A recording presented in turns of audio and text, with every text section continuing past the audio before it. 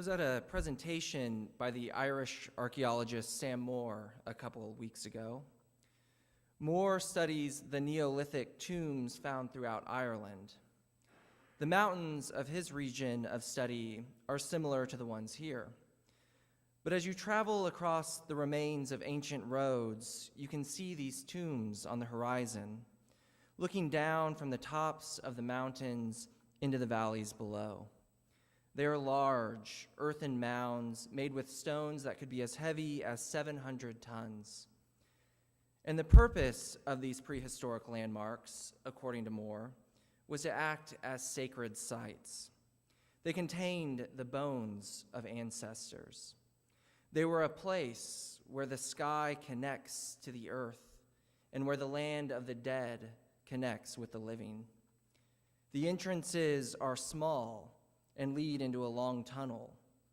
And that tunnel itself has multiple thresholds that had to be crossed to finally make it into the center, where the bones themselves were kept. These tombs, constructed with heavy stones, circular walls, and narrow entrances, act as a fence, a wrapping to contain the sacred. What those prehistoric people recognized, what they experienced, was that the sacred, the holy, was dangerous. Encountering it was important. That's why they created them in the first place. But there was risk involved. One had to prepare oneself for such an encounter. The whole pilgrimage into the center of the tomb, then, was a preparation, a ritual process for crossing over into holy ground.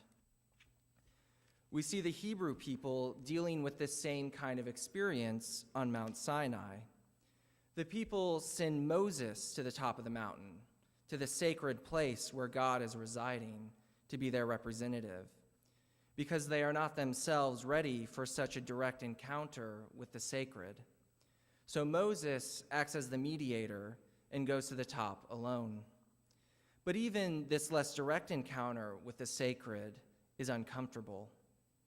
Spending time with God results in Moses' face itself radiating a light, uncomfortable for others to look at.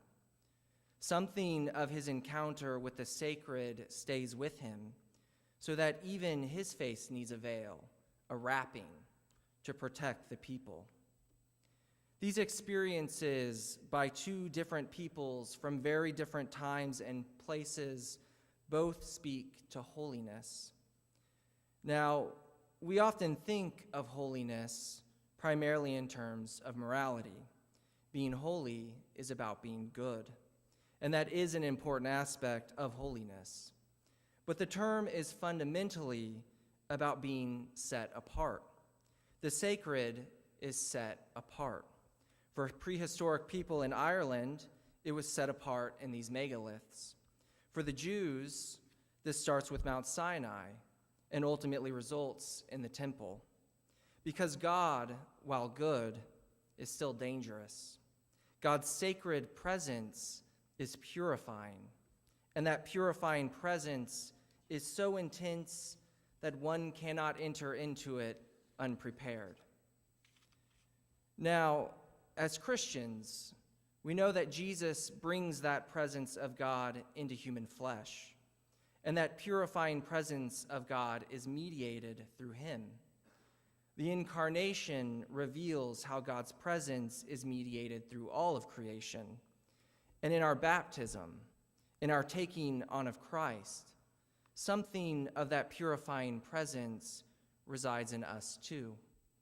Thus we are ourselves called to be a holy people and to spread that holiness into the world.